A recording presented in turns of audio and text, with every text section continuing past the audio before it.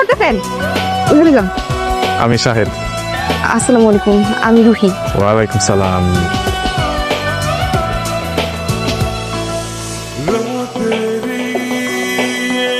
আমি তোমাকে always feel করি। আমি আপনার সাথে ভালো নাই, কিছু আমার পায়ের কাছে আইনা দিব, কিন্তু আপনি আপনি সেটা কখনই পারবেন না।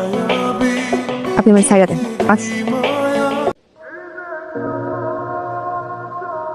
আরে ম্যাড, তুমি তো লাভ দিয়ে মরে যাবে, বেঁচে যাবে, কিন্তু তোমার বাবা মা ভাই বোন তাদের কি হবে? তারা তো সারা জীবন তোমাকে মনে রাখবে, তাদের কথা তুমি একবারও ভাববে না? You coward. ঠিক আছে ঠিক আছে, তুমি তোমার বাবার ফোন নাম্বার দাও, তোমার মার ফোন নাম্বার দাও, আই উইল কল দেম। আমি তোমার ফ্যামিলিকে জানাবো। হারি আপ, ফোন নাম্বার বলো। আমার কেউ নাই। হোয়াট? তোমার মা বাবা ভাই বোন কেউ নাই? এমন তো কোনো কথা ছিল না সাহেব। কেমন কথা ছিল না বলো তো? তোমার আর আমার কি কথা ছিল?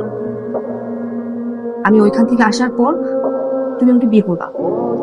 1 বছর হয়ে গেল, বিয়ের কোনো কথাই তুমি তুলছো না, বিয়েও করছো না। আমার দায়িত্ব নেওয়ার কথা ছিল, তুমি দায়িত্বটাও নিচ্ছ না। দেখো, আমার আমার সেমিস্টার ফি দিতে হবে, সেমিস্টার পরীক্ষার সময় হয়ে গেছে, আমি একা সবকিছু সামলাতে পারছি না। হয় তুমি আমার পড়াশোনার দায়িত্ব নাও, না হয় আমার এই শহরে থাকা খাওয়ার ব্যবস্থা করো প্লিজ। আমি একা পাচ্ছি না সাহেব। সবসময় তো টাকা টাকা করো, হ্যাঁ?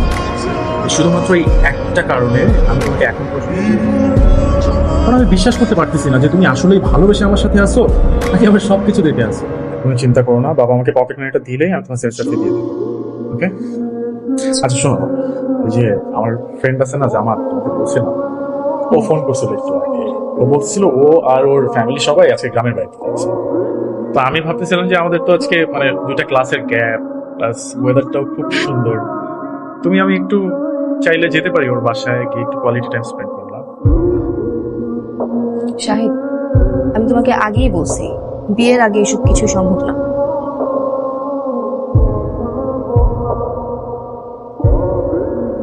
কি যেন নাম তোমার? সন্দেশ। সাইল্যান্ড। তুমি তোমার ফ্যামিলির অনেক আদরের, তাই না? একদম। তুমি তো অলমোস্ট কমপ্লিট করে ফেলেছিলে, এখন আবার এখানে এসে সেকেন্ড ইয়ারে ভর্তি হলে কেন? স্যার, খাল কেটে কুমির আনা তো মানুষেরই স্বভাব।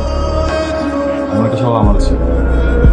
কুমির চলে আসে আমার লেখাপড়াটা হয়নি, আরো শুরু করো। তোমাদের সবার নতুন ক্লাসমেট, নতুন বন্ধু। যদিও ও তোমাদের একটু সিনিয়র, তারপরও আমি মনে করি তোমরা সবাই ওর সাথে ফ্রেন্ডলি থাকবে। একটা ব্যাপার, তোমাদের মাঝে অনেকেই নতুন কেউ আসলে অনেক মজা করো, অনেক ঝামেলা করো। কাইন্ডলি ওর সাথে এমনটা করবে না, কারণ ওর ব্যাপারে কিন্তু ফ্যাকাল্টি হেড থেকে স্পেশাল মেনশন আছে। সাহেব, তোমাকে কোনোভাবেই ফোনে পাচ্ছি না।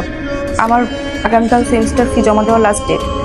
আমি এইবার যদি সেমিস্টার ফি জমা দিতে না পারি, আমি হয়তো পরীক্ষা দিতে পারবো না, হয়তো আমাকে ভার্সিটি থেকে বের করে দিবে। স্যার, বাড়ি থেকে এখনো টাকা পাঠায়নি, বাবার ট্রিটমেন্টে প্রচুর টাকা লাগছে স্যার। স্যার একটু বুঝেন স্যার। বিষয়টা সেমিস্টার ফি নয় রোহি, তুমি যদি আরো লেট করো সেমিস্টার ফি দিতে তাতে কোনো সমস্যা ছিল না। ব্যাপারটা হলো তুমি একটা ফাঁকি বাজবে, ঠিক মতো লেখাপড়া করো না, তুমি ক্লাস ফাঁকি দিয়ে দিকে ঘুরে বেড়াও, তারপর আবার ওয়েবার নিয়ে বসে আছো। তোমার ওয়েবার আগামী সেমিস্টার ফি ক্যান্সেল। এবারের মতো তোমার সেমিস্টার ফি সাবের কল্যাণ ট্রাস্ট থেকে অ্যাডজাস্ট করা হয়েছে। আর তুমি তো জানোই অসচ্ছল এবং চাকুরিজীবী স্টুডেন্টদেরকে সাবের কল্যাণ ট্রাস্ট হেল্প করে। হ্যালো হ্যালো, আচ্ছা, তুমি ফোন ধরো না কেন? আমি একটু ব্যস্ত ছিলাম, বাসায় আছি। বিজি না? আমি তোমার বাসায় উঠতেছি। বাসায় উঠতেছো মানে? রুহি, রুহি বাসায় আইসো না, আমি বলতেছি ঝামেলা হয়ে যাবে, বাবা আছে। আমি আসলে শাহেদের ফ্রেন্ড না, গার্লফ্রেন্ড। ও আমাকে লাস্ট 1 বছর যাবত বিয়ের কথা বলে ঘোরাচ্ছে, বিয়ে করছে না। ইভেন 7 দিন যাবত আমি তাকে কোনো ফোনে পাচ্ছি না, সে আমার সাথে দেখা করছে না, কথা বলছে না। আমি ভাবলাম আপনার সাথে এসে ডিরেক্ট কথা বলি, সবকিছু ফয়সালা আপনার সামনে হোক। আপনি শাহেদকে একটু ডাকুন। শাহেদ, আমি এসব কি শুনছি?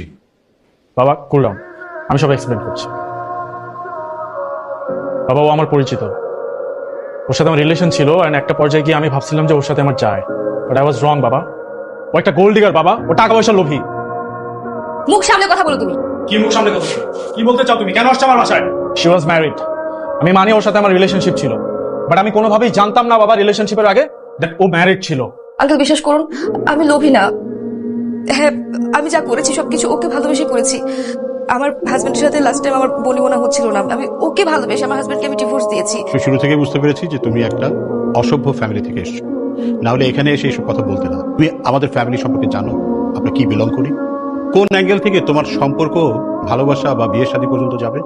আর তোমার ফ্যামিলি কোথায়? তোমার বাবা মা তো আমাকে এসে বলবে এই সম্পর্কের কথা। আমার তো মনে হয় তোমার বাবা মা আদৌ জানে না তুমি এরকম একটা জীবনে জড়িয়ে গেছো। তুমি বের হয়ে যাও, যাও। আসসালামু আলাইকুম স্যার। ওয়ালাইকুম আসসালাম। স্যার আমি রেডি হচ্ছি, অফিস আসতেছি। আজ থেকে আপনাকে আর কাজে আসতে হবে না। জি স্যার। স্যার কি বলছেন? কেন? আমি কি করেছি? আপনি কি করেছেন সেটা আপনি জানেন না? স্যার আমি তো নিয়মিত অফিসে আসি, আমি সব কাজ মন দিয়ে করি। কেন এমন হচ্ছে? কেন কেন করা হচ্ছে এমন? আমাদের এখানে আসলে সভ্য মানুষের জন্য চাকরির ব্যবস্থা আছে। কি মনে হয় গতকাল একটি বাড়িতে গিয়ে সিনিয়র করে এসেছেন? ওনারা তো আসলে আমাদের বসের ফ্রেন্ড। ওখান থেকে ফোন এসেছে আপনি যে ধরনের ঘটনা ঘটিয়ে এসেছেন, তারপর আপনার এই চাকরিটা আসলে উই আর রিয়েলি সরি।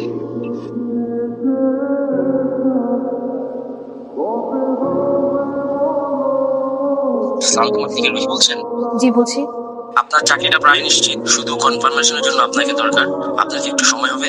আমরা আপনাকে বেশ স্যালারি 15,000 দিচ্ছি, অ্যান্ড যাতায়াত খরচ এবং এভরিথিং আর সবকিছু মিলে আরো 5,000, 20,000 টাকা স্যালারি দিচ্ছি। কি বলছেন স্যার? আমি তো ফুল টাইম জব করতে পারবো না, পার্ট টাইম করতে হবে। আমি তো ভার্সিটিতে পড়ি, আমার ক্লাস থাকে। আমরা আপনাকে পার্ট টাইমের জন্য এটা দিচ্ছি। স্যারের সাথে কথা বলে আপনাকে আমি জানাবো। মিস রুহি, আপনি আসুন। সন্দেশ, আমি তোমাকে এখানে দেখে খুব খুশি হয়েছি। কি নাম আপনার? রুহি। রুহি, আমি কি আপনাকে চিনি? সিমন সাহেব,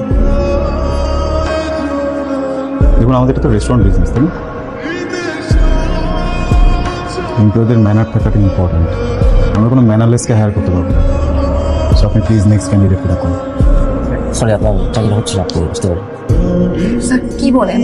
আপনি না একটু আগে বললেন আমার সবকিছু ওকে আছে, আমি তো ভেবে ফেলেছি আমার জবটা হয়ে গেছে। আপনি বলেছেন, আপনি বললে জবটা হয়ে যাবে, তাহলে জবটা কেন হচ্ছে না? রুহি, আমি কিন্তু আপনাকে একটু আগে আরেকটা কথা বলেছিলাম যে আমাদের এমডি সাহেব যদি আপনাকে শিওর না করেন, সেক্ষেত্রে আমরা আপনাকে শিওর করতে পারবো না, এবং আমাদের স্যার তো আপনাকে শিওর করেনি।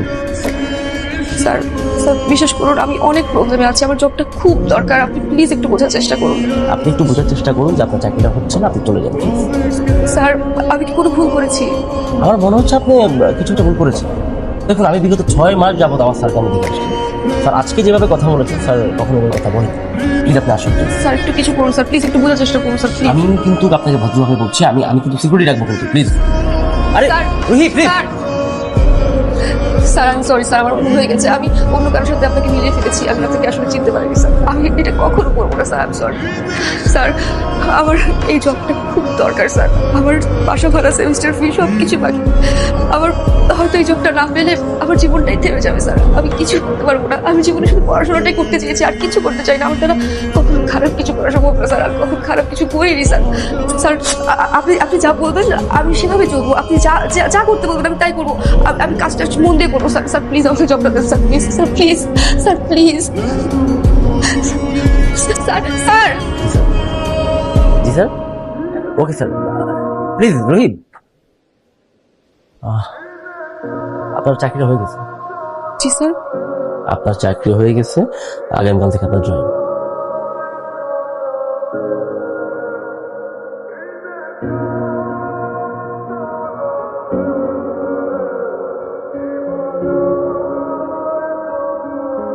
তুমি কি আমাদের স্যারকে আগে থেকেই চিনো?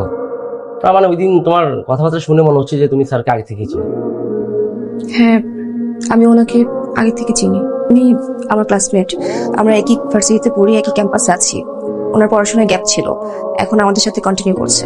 আমাদের অফিসের সবার স্যালারি, বিলসগুলো আর আদার্স কস্টগুলো সব বাদ দিয়ে 27 লক্ষ টাকার মতো প্রফিট আসছে। আর এখানে কারওয়াশ ডিপো, রেন্টাকার আর রেস্টুরেন্টের সব ডিটেল।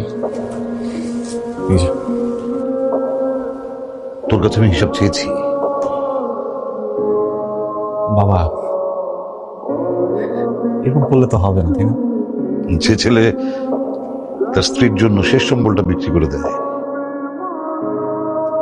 আমি তার কাছ থেকে হিসাব নেব। তুমি যে সন্দেশের কাছে এসেছো, সে তো তোমার কেউ না, সে আমার ছেলে। তোমার যে হাজবেন্ড ছিল সে তো ওই দিনই মরে গেছে। ওকে আমি নিয়ে এসেছি। আমি কখনোই চাইবো না আমার ছেলের জীবনে তোমার মতো কোনো মেয়ে আসুক। সন্দেশ, আমি ভুল করেছি। আমি তোমাকে ডিভোর্স দিয়ে শাহেদের কাছে গিয়েছি। আমি ভেবেছিলাম ওইটাই জীবন। শহরের মানুষরা অনেক ভালো, জীবনে চলতে অনেক টাকার দরকার। ভেবেছিলাম শাহেদকে বিয়ে করে সুন্দর একটা সংসার করব, ঘুরবো ফিরবো, যে সংসারে কোনো অভাব থাকবে না। আমাকে কি শেষবারের মতো একটা সুযোগ দেওয়া যায়? আমার মনে হয় তোমার এখন যাওয়া উচিত। মানুষ তার জীবনে সবচেয়ে বেশি ওই জিনিসটার পিছনে দৌড়ায়, যে জিনিসটাকে সে সবচেয়ে বেশি ভালোবাসে। আমার জন্মের পর আমার পরিবারের সবাই মারা গেছে। আমার বুদ্ধির পরে কখনো পরিবারকে জিনিস আমি বুঝি তোমার ভালোবাসার জিনিস। আর কোনোদিন নিজের চেহারাটা আমার দেখা। আমি জানি না ও আজকে যে কথাগুলো বলছে সেটা আসলেই মন থেকে বলছে কিনা, কিন্তু আমার মন বিশ্বাস করতে চায় ও আজকে আসলে আমার কাছেই আসছিল।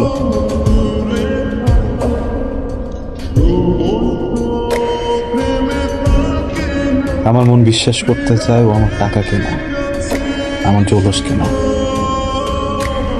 আমার এই ভালোবাসছিল।